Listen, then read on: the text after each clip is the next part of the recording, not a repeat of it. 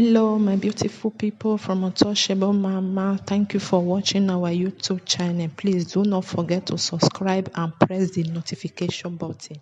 Thank you. One love. Bye bye.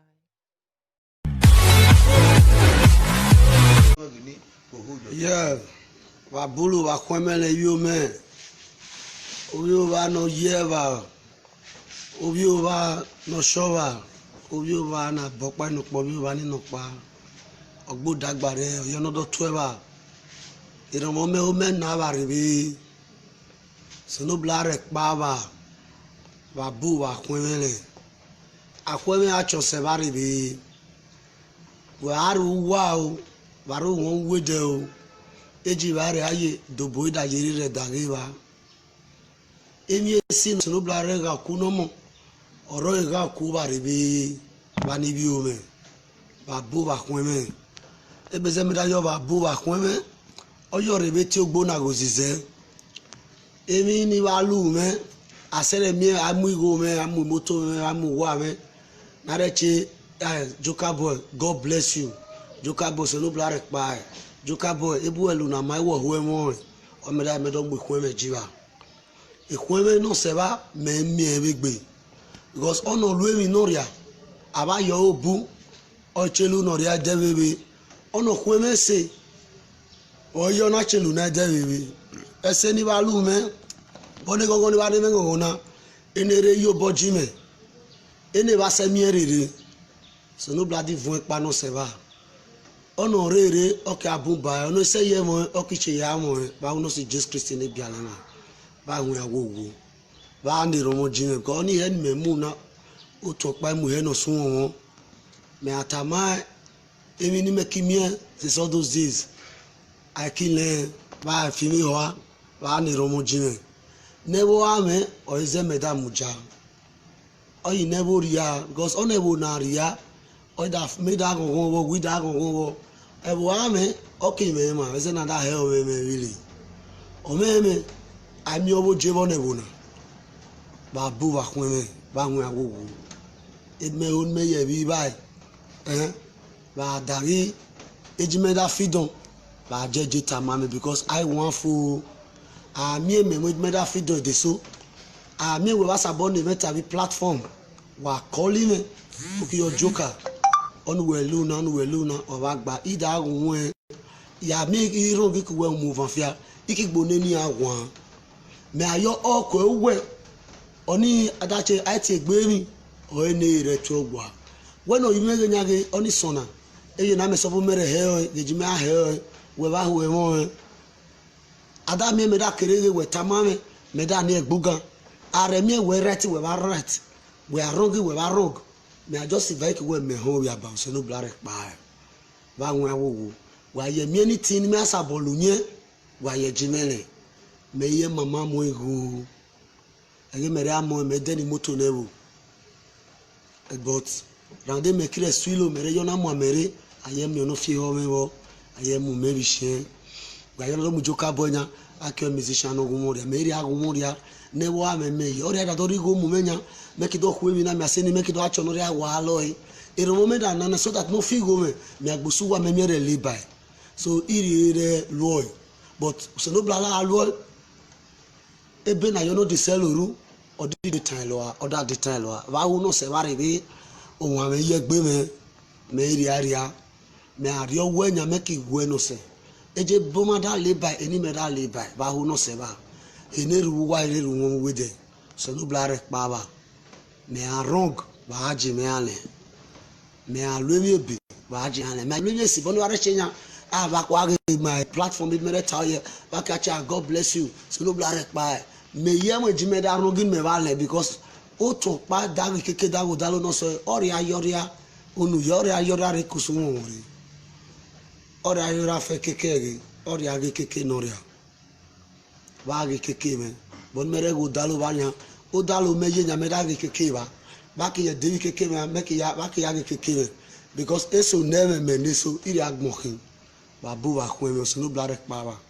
oni me ki da bi ba joyo we mi e mo ke gbe e ma ta me ne wole ni ebe sunu wona gbona ni maye na ebe so ba le ebe ege nya we are go log bidi but we back log bidi for ose mo eli no send ya wa kire yeri inyoja bi oria no kahoria oria bi oshomunya oyi politics matter me yenya oshomule eye no revai oyo vama yenya me ba yori akoli me ba yori tawo like ne bu writing okay writing me I made me that wrong okay you me made me that wrong they make it boye ho advice oye de arechi ko na tawo oshomule kivai maribe da agungun because ona woni esan ka mi o ori esan mu na ori esan mi esan mu na baba ye yire then maribe da che we beja kimi ori esan nya wo odagege nya ejo e boje ewe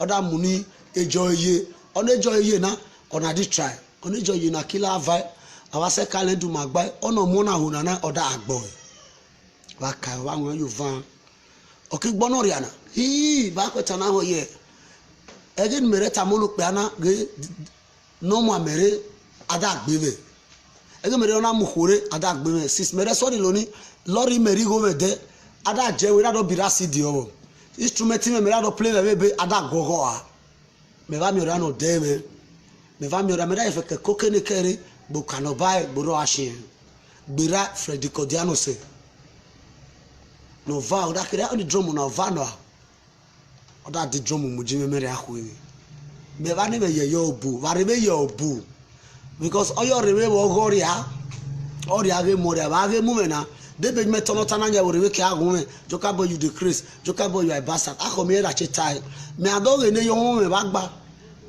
we ke pe tu igbe ni me won popa o wa si popa fo uson me we ke tu igbe 100% ni me ma only 1% or was 1% half percent up patch meme round the ene woni egwa na yesi and the egwa na yesi e mo ahun de wona gbona ame mo wa ko ne gan e abugbe man egwa na yesi na egbe da funware e ma do se no bla meta ma wa agon wa ka iri o reset ada abandon ama shugbo ni gan me nu gbo ni gan vai oyo side jeli me aba yin gan me I was an ATM member aba mi ori ano vai no do ri esi ori gberai Roman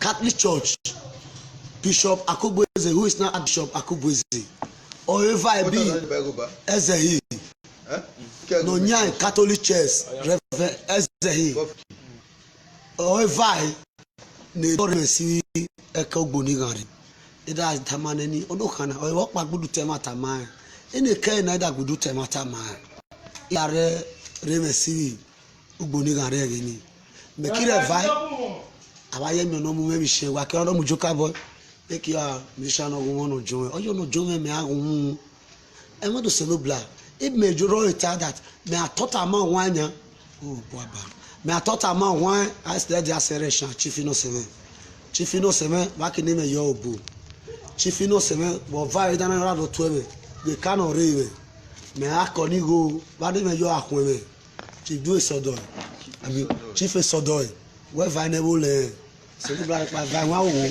always say go kan baba oje working se no bla pa e panu we da ri go na re da ka se no bla pa chief sodo of Uromi oyekona o vai no wala na me shi we no me shi re vai nya moto no so won pe dana o da wa o da ge meta onya o da re ona o da me mere live by mere subscribe so no bla pa my chief we understand ono lu yesi noria bezi akwera na kun mo beji ali muskure oyi ma be kun ma linya beji ogbemudi aluko wi jerewe oyi ma kun ogbemudi a beji tomiki mi muskure gwe oluko we boy oyi ma be kun mo ono lu eri akun me okay where you are ona gbon ma bi e ko yi nanya me pa wale o ibe me me pa ke mu first me pa ke mu second me pa ke mu third what is style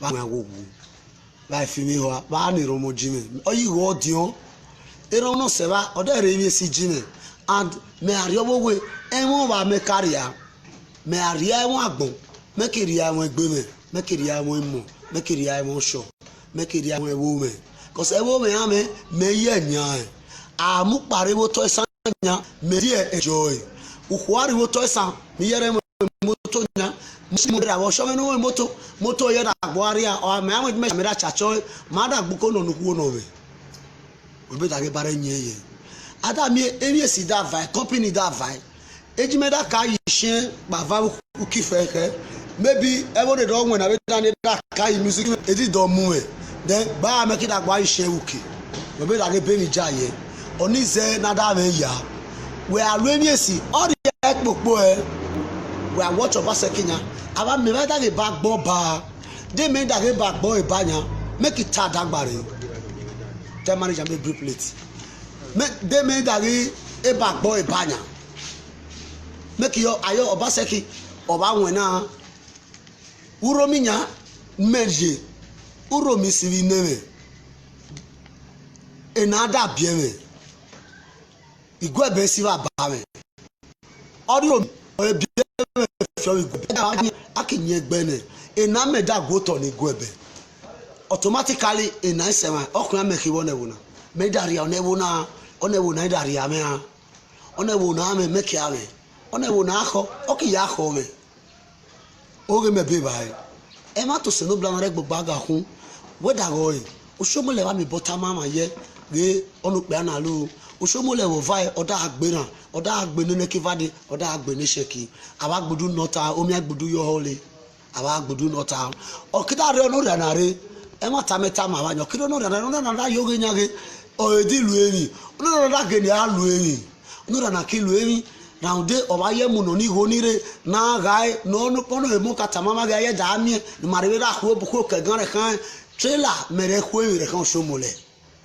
medire picture nya ele na nya o se mu amera lu di life picture ma bi o somole ko mu no 1 naira me ba mi e boy mele me we benefit yo somole se chef giver me ba mi 1 naira wo boy the only money me me bo somole de na tuje kia he gave me 50,000 naira 150,000 with envelope as on face aware as on face me oni go na re mo edeni APC me do ko wi na do somole me do ko wi ngini but we kisi wa urenya we rere we yoge ni magboha and makero no na lu esi we see that this man is very good. This man has never committed an havoc. This man has never committed a crime. That okay be ma okay that make us no bla here all we kata mama is igno re agbudu mu ti wo na mu re amu na mu ayeda mi o ewe kiche do rere ami eweri area e bo ne jake e beri area akimeme ko do to me wan se nanya o mu me bia bi sodo meri area okay bi me what that is oyiwe afile last lo pada yo ono yemire o eviele we adage wo nya ne re kan somo lenya ene wo ni ba ho ne sanware e ba ho ne do state wanre o somo le ki vai aba me boy pass here aba carry us along commissioner when I bring they no do this one when I bring they no do this house of assembly when I say make it do this make it do that they do that also no le me mama oba yo oba wena igo nu somo le wa won persona say Obasa Ki da herebe what is style ya bangu Obasa Ki da herebe teachers yellow yanya we are see jerebe nya ejo Obasa Ki wa da robo so to be do state oriwo awon akweno akoko edokweno esakokweno oto esakweno edokweno Obasa Ki mu pa vadenya we are say nani we ki obo we ki osuno block onu pa no vadena 3 regions in alo ememion pokpa ki control do pokpa ki control sakobi owan pokpa ki control san dore si agbo biva yo nu pe na lu ni va dagbo nya onu pe na igboria onu pe na ri agbe be zona cho enya aji ma sekele nya na ton ni ma mi kere lono bie bara ibi o me so no blare pa ba bu ni wa wore ge me na bare che obu na obu ayere kan ba ono lo mi esi ami o so no blaba ye ore ono lo mi ebe ami o so no blaba ye ore agba evano we alo mi ebe oke mi ebe we alo mi esi oke mi esi ono ho e oke zero se mi esi uda ze abi mi ebe we da ze we are what to show molanya o le ba wukuku o tola okida le ba o ye sosore bi po mi osen bueno kalu governor we lu governor fo udalu national chairman Oria no rebo wa oda re wonu ewo no sebate that's oda na ko bia eni wa ko mo egbe oda yo ori ebe wekin oda re wonu then ewo no we da no seba ewo that's ogbaka gbegbe da yo ori ebe wekin then ono nya ono ewo mada resources natural Nigeria e da re wonu sana we da do asore you have already done great and disgrace and humiliate yourself. You was a governor. You was labor man that time. Then you was a child. Listen to me, Adamu Showole. For you to know you have already finished. God have liquidated because so no plan ever. God is quarreling with you right now as I'm standing before you. God is telling me to tell you to go and repent because the kingdom of God is at hand. That is just madam.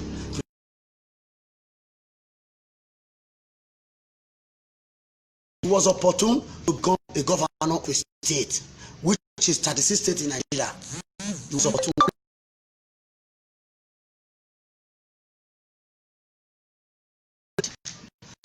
Then on the long run, after you left your 8 years, nobody stopped you. You ring the election over 18. You won it. You did not win election. We did that election 3 times. We were defeated when you announced that election. Osaje say yamu when bring now. Now if first take gun, bail up NTA. That is why you say you do not trust him, because if you pay person may go kill person, that person when you pay may go kill person, you can never trust him.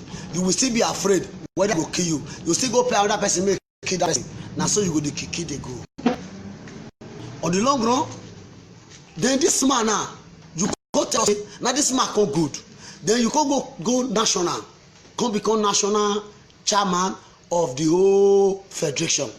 From national chairman, your village can't tell you say you know it. Your village can't first sack you. Your state can't sack you. National can't sack you. Do you know say you already eating in the ground? Whether go to work it out late by Ogbo, Ama Uchukila, you don't see your life that you have already finished.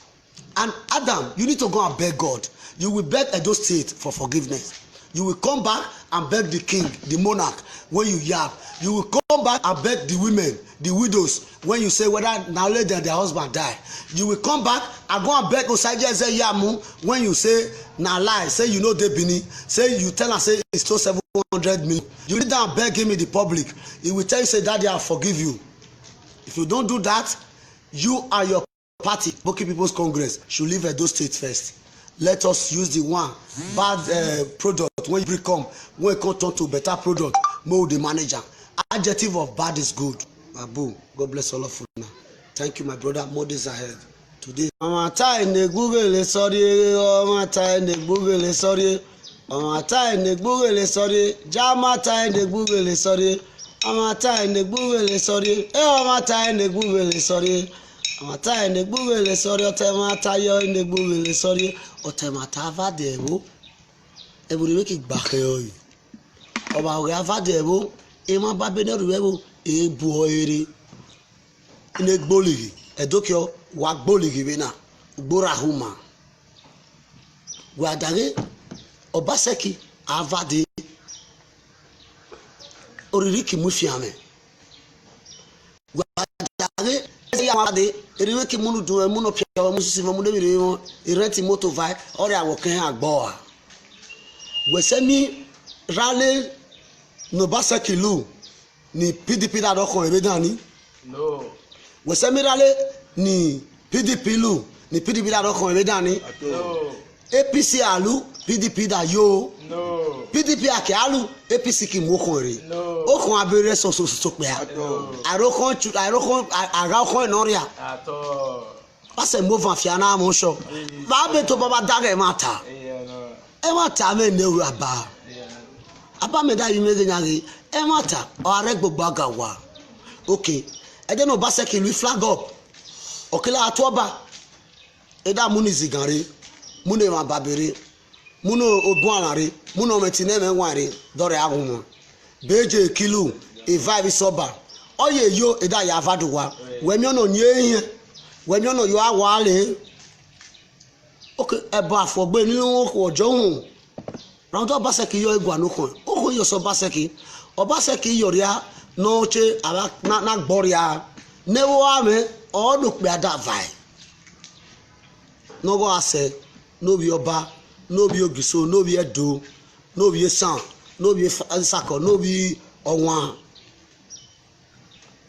oba mo egbo kan and we are watching ball ibare mi ye ole asiwore ono kita gboche va ke alu bai oyi alu ikun osomole emi rebe no lu rebe olukun lu rebe kan oba se ki wo kiche no tolu over denya o akida pupo awa je gbe da fore ebo ni temata ma wa ni opia wa ni avan wa ni ogbo wa re kun ni jerebe ara ukwigo ara ulo ehomo we ja jowe dane deni afeke no bo peti alo osomo biobio ono se no black yo ocean oyo ki benabe ni ami we ne gun ala no gbo na ewo we shan oyi we ki ashan akimi to han no na do to han ewo oyo ki ashan o kun ada re lo ba dage jemi ntafade oni nze ami ba ila ko baseki abu ine koli nebu wa ba ne run we de ba me mama ni ta onya you understand ba ne run we de oyi mani ruwa ma we ki yijere ba re go man you understand alajadima Saturday in Abosi Fegosi Alakba Monday Edosa ba koli neba ewo ime Tony Sabasin Potokin ba kola baba ba yene won awoge ne vote PDP Obaseki ne egbodo vote ni Fulani jihadist Victor Thomas I take God beg you help me call your family, call your mother, call your brother, call your friend. Tell them they should vote for Obaseki.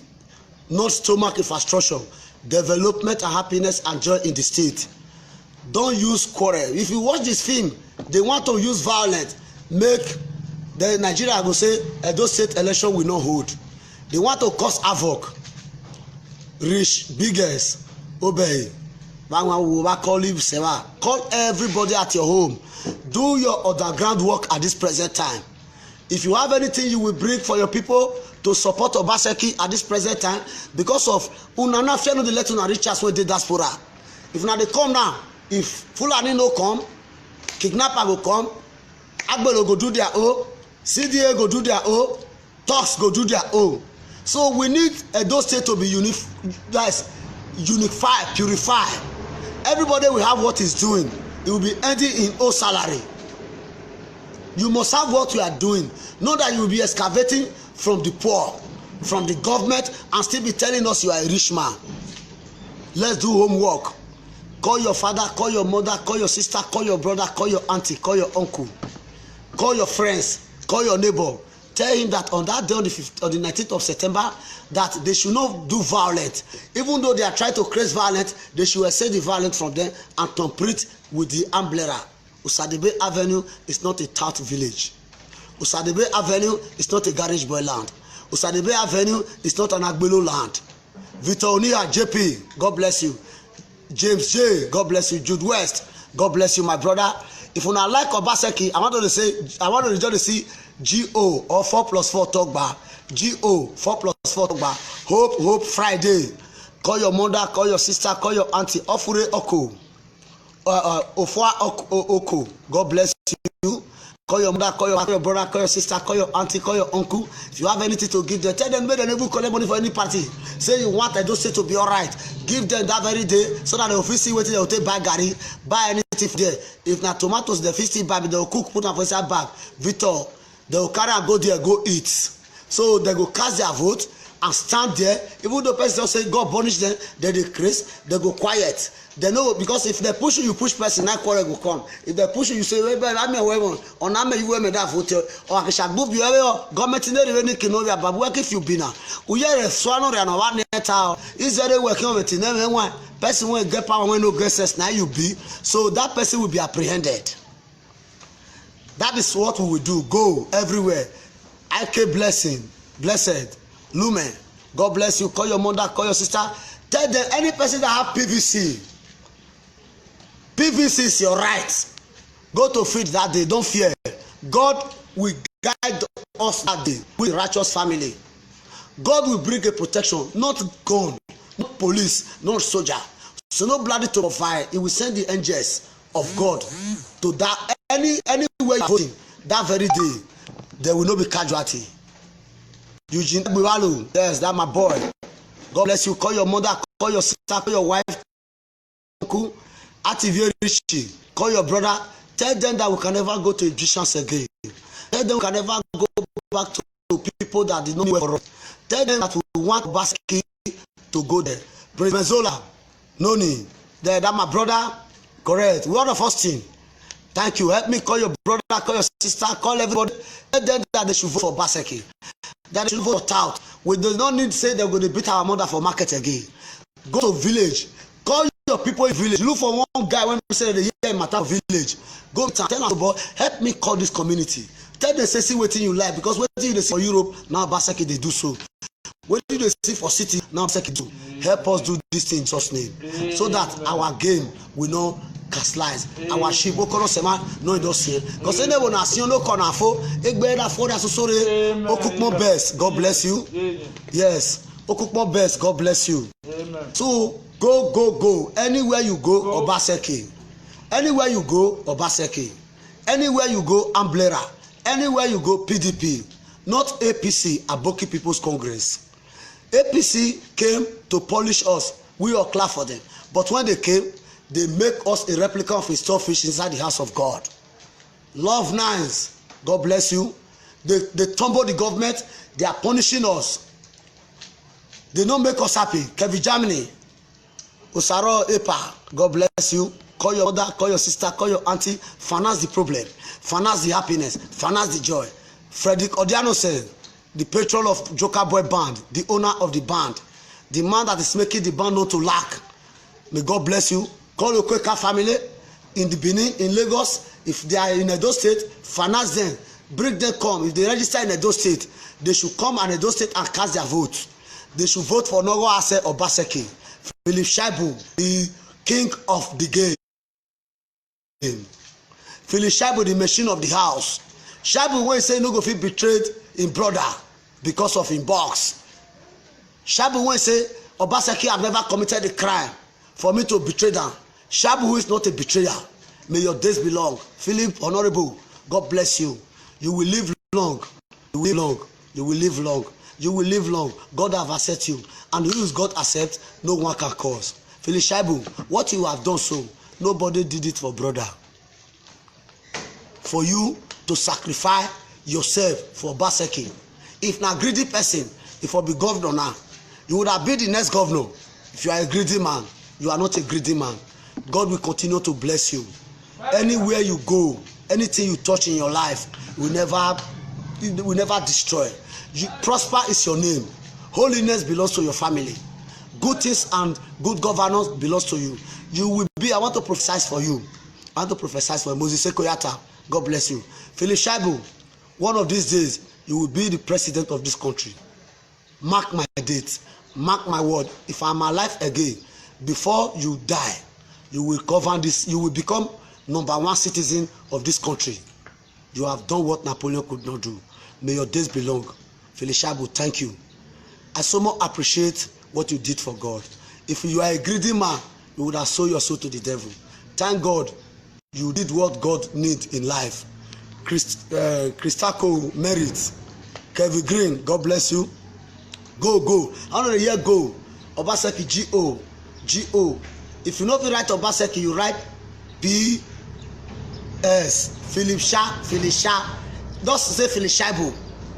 Because Philip Shaibu, na good man, oh. Obaseki did there, so Philip Shaibu make him to be there. It's a proud. For Obaseki no know, you have to know. Philip Shaibu is not a betrayer. Sandra Ayamu. Philip Shaibu is a God sent. There are no people like that again in this earth. It's very rare to see them. They don't quick see any person will be like Philip Shaibu. Philip Shaibu was to be dialogue and chase Nogo Ase, the governor of the state, away so that they go back to Bauchi. Philip Shaibu not check this scenario. This is not the agreement we write. And this man, they want me to chase out. He's a good man. You haven't committed an havoc. You haven't committed a crime that will make me to betray him. He stood by his feet and said, I will not betray this man. May God bless you, Philip Shaibu. You will live long. God will ordain you. Anything you will touch will must be prosper. I standing before you, I'm not down too clean. I'm not down too poor. I'm not down too dirty. But the power God vetted upon me told me to tell you, one day, mark my word, you will rule this country. Because you are not a betrayer. You will take care of this country. That thing will be a proud. Since the whole Nigeria have started, only one man I don't do for Edo State, which is Ambrose Ali for Prime Minister. Now only God will do. But you go become #1 president for South, for this Edo State side, by the grace of God. Thank you. God bless you. God bless Nigeria. God bless Edo State. God bless Africa. God bless the whole world. God bless me and you. If you like Obaseki, I want you to call your home. If you like Obaseki, I want you to do homework. This is not time for quarrel. Let them be violent. They are violent Morgans. We call them warmongers. Warmongers always fall back in the evening. Go and check when Jesus Christ were in the earth. Because of his good thing, people mocking, people stoned him to death. People crucify him. His own people crucify him. What has he profit a man and gain the whole world and lose his soul? Check out what is happening. Where is Abiola home? Check out what is happening. Chief Tunao home can never be found. Do you see Ambrose Ali? Ambrose Ali name is still reigning. Do you see Ogbemudia? Ogbemudia name is still reigning. That is the legacy you have to create in your life. Don't allow them to mislead you. You can never eat 50 square meal a day. If you ask money, sell food, no, they hungry you again. Because anything you can chop people. Now, person when no get money, now they say, I wish I go chop today. Say, wait, I go chop today. Because when the money complete for your hand, anything when able, you can even cook person. If you are a ritualist, you can even cook, bring a full goat, you just slaughter it, only you go eat it. You can even bring a full ram, only you go eat it. You can even bring a full cow, only you go eat it. So God have blessed you does not mean you will be intimidating people. Oshomole, God have blessed you. Leave Edo State for us. You are not the owner of Edo State. Counting numbers of time, I know they hide my own. Why? Because God in heaven say the truth. We are the member of the Judge Jehovah. We work with God. We don't work with Lucifer. If I'm a member of Lucifer, I would have been richer than this. I'm a wet man. I don't lack of anything. I can decide to trek from here to anywhere I like. I can decide to eat anything I like. It does not concern you. I can decide to say, do what I like. It does not concern you. So far, God Almighty will not make me to lack one day. When my friend is eating, where did they eat? I no fit reach there. That is why I beg my God. So thank you. Go and do homework. Because now, not be by quarrel again now. My advice. Tomorrow now I will come out. Ask una, how many of you don't go talk to your people? Then if you have any number to give me, so that I'll fit call the person when they there. May I call and tell her, say, your brother I don't call you when they diaspora. Tell you say I dey be. May I come greet you so that I can see the women, see the people, even though I want small cola. Know that I has.